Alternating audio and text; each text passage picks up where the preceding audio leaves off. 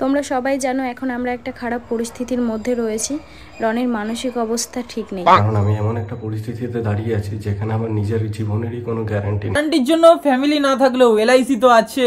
আরে তুই বিশ্বাস করো আমি সারা রাত ঘুমাতে পারিনি।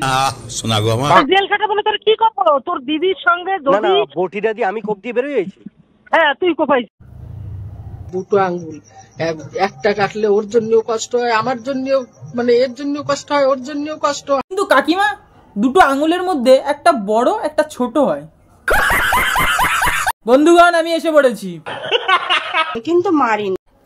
ভিডিও করবো না, এই যে সামনে চলে এসেছে, তার জন্য আমি ভিডিও করা একটু বন্ধ রেখেছিলাম। আচ্ছা ঠিক আছে। তারপর দেখলাম স্ক্রিপ্ট মিপ লেখাই রয়েছে, যদি ট্রেন্ডিং টপিকটা শেষই হয়ে যায়, তুমি 2 মাস পরে ভিডিও দিলে পরে সেটা কি কোনো মজাদার থাকলো? ইন্টারেস্টটা থাকলো? ভাই ভিউজ আসবে? আমার আগে ইউটিউব মনিটাইজেশন নেই, তারপর ফেসবুকেও কিছুই নেই। সালা ये दुख का खत्म नहीं होता बे। ইনকামের জন্যই তো খাটছি, তাই না? চলো দেখা যাক কি করা যেতে পারে। তাই আজকে যে টপিক নিয়ে আলোচনা করব সেটা হলো এটা ফ্যামিলিগত প্রবলেমকে নিয়ে। পিএফে আছে তো এরপরে তোমরা সব বিচার করবে, ঘুষ দিয়ে চাকরি এরকম আগেও মেরে। যেটা আগে ছিল ফ্যামিলিগত প্রবলেম, এটা এখন সোশ্যাল মিডিয়াতে এসে গেছে, যেহেতু এটা পাবলিক হয়ে গেছে। তাই বলছি গুরুজনেরা, বাচ্চারা কি ভিডিওটা স্ক্রিপ্ট করে যা, আমার সমবয়সীরা তাড়াতাড়ি কানে হেডফোনটা পরে নাও, বেশি না বকে ফাট, ভিডিও স্টার্ট করা যাক, লেটস গো। ঝামেলা শুরু হয় এখান থেকে। ঘুরতে গিয়েছিল কি জ্যাকেট ট্যাকেট কিছু এনেছিল, সেইগুলো আর কি দেবে মানে দিচ্ছিল, তখন আমি আমার ছেলেকে ঘরে ডেকে বলি মামু কিছু দিলে তুমি সেটা নিও। দিদি এখান থেকে ঝামেলা সৃষ্টি হওয়ার পর রনকে বলে, তোর বর ঘুষ দিয়ে চাকরি পাইছে, ঘুষ দিয়ে চাকরি পাইছে কি? তারপর শুরু হয় হাজরা নাচের মতো বা কুরুক্ষেত্রের যেরকম যুদ্ধ হয়েছিল সেই বটি হাতে নিয়ে যুদ্ধ।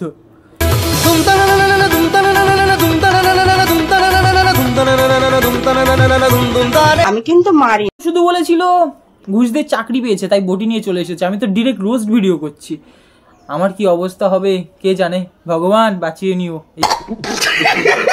আমি নিজেই খুব লজ্জিত যে আমার ফ্যামিলির ব্যাপার আজ সোশ্যাল মিডিয়ায় আনতে হচ্ছে শুধুমাত্র আমার পরিস্থিতির কারণে। এখন ঘরের শত্রু বিবেচন না হয়ে দিদি হয়, তাহলে সোশ্যাল মিডিয়াতে না আসার কোনো রিজনই নেই, আসতেই পারে।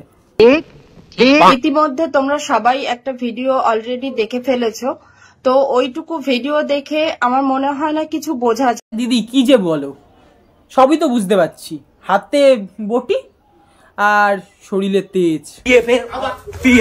আমার মনে হয় না কিছু বোঝা যায়। এইসব হওয়ার পর দিদি একটা ভিডিও আপলোড করে, চলো দেখা যাক।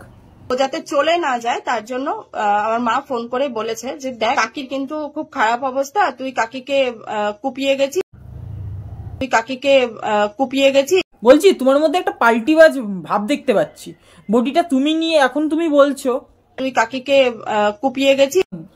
বলছি তুমি একটু আধটু নেশা করো না সারাক্ষণ নেশা করে পড়ে থাকো? আমি মদ খাই, আমি আগেই বুঝতে পেরেছি।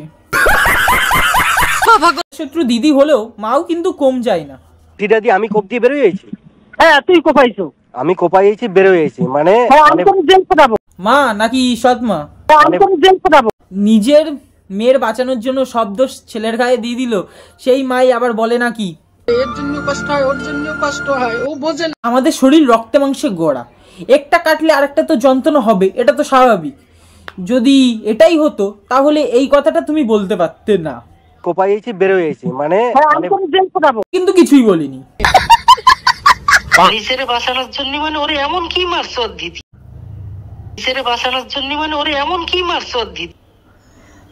ভাই এমন কিছু মারিনি, দিদি আমাদের মেরেছে, একটু মোটামুটি মেরেছে, একটু ওটা কেটে গেছে, ঠোঁটটা একটু ছিঁড়ে গেছে, আর কানটা একটু ছিঁড়ে গেছে, আর কিছু হয়নি, বেশি কিছু হয়নি। কিন্তু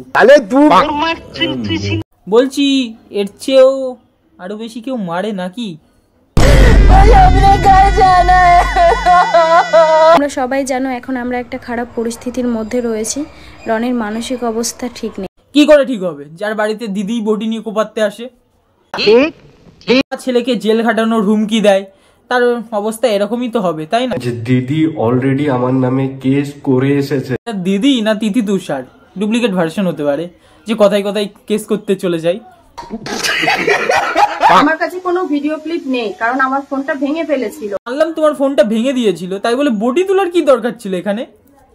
আমি কিন্তু মারি। তুমি কি মেরেছো নাকি? তুমি তো একটু টাচ করেছো। তোমরা তো কিস্তি কাবাডি দিচ্ছ, বলো তাহলে আমি কি করবো? আরে দিদি কান্না করো না, আর যদি কান্নাই করো চোখে থুতু লাগিয়ে দাও, চোখ থেকে জল বেরোচ্ছে না। বলো তাহলে আমি কি করবো? আমি সারা রাত ঘুমাতে পারিনি যে আমি কিভাবে বাঁচবো। দিদি কিভাবে বাঁচবে তাই ভাবতে ভাবতে কেস করতে চলে গেছে। বাবা, দিদি অলরেডি আমার নামে কেস করে এসেছে। Congratulation congratulation. কি আবার এইদিকে স্বীকার করে নিয়েছে তারপর ঘুষ দিয়ে চাকরি পেয়েছে। আমার ঘুষ দিয়ে চাকরি পাইছে, অনেকেই পায়, তো কি কিছুই হয়নি, কিছুই হয়নি। যেগুলো তোমার বরের চেয়েও যোগ্য সেইগুলোর পেটে লাথি পড়েছে, তাছাড়া বেশি কিছু হয়নি। কিন্তু আমার ঘুষ দিয়ে চাকরি পাইছে, অনেকেই পায়, তো কি ঘুষ দিয়ে চাকরি পাওয়া এটা অপরাধ জানো না? শুধু বটি তুলে মারতেই জানো? মানে আমি একটা কথা বলে ফেলেছিলাম যে দেখ তোদের মতো তো কোমর দুলিয়ে আমার বর টাকা ইনকাম করে না। তোমার বর কেন কোমর দলিয়ে ইনকাম করবে? তুমিই তো বলেছো তোমার বর ঘুষ দিয়ে চাকরি পেয়েছে। আমার বর ঘুষ দিয়ে চাকরি পাইছে, অনেকেই পায়, তো কি তোদের মতো তো কোমর দুলিয়ে আমার বর টাকা ইনকাম করে না। বর না দোলালেও তুমি তো দোলাও। আরে কোমর,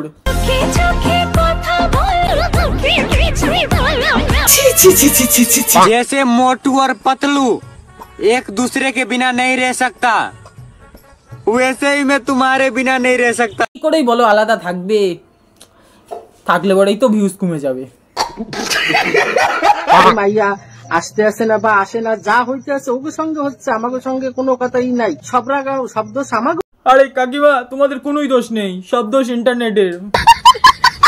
দেখো এমন ভাবে কামড়ে ছিল এই। যারা যারা ভিডিওটা দেখলে কেমন লাগলো, আর ভিডিওটা দেখলে যেহেতু শেয়ারটা করে দাও, লাইক কমেন্টটাও করো, করছো না কেন? আর পেজ থেকে দেখলে পরে পেজটাকে তাড়াতাড়ি ফলো করো, আর ইউটিউব থেকে দেখলে পরে তাড়াতাড়ি সাবস্ক্রাইব। কোনো কথা না ভাই, তাড়াতাড়ি করো, তাড়াতাড়ি আমার 10,000 সাবস্ক্রাইবারটা কমপ্লিট করে দাও। আর ফলোয়ার্সটাও তো চাই, তাই না?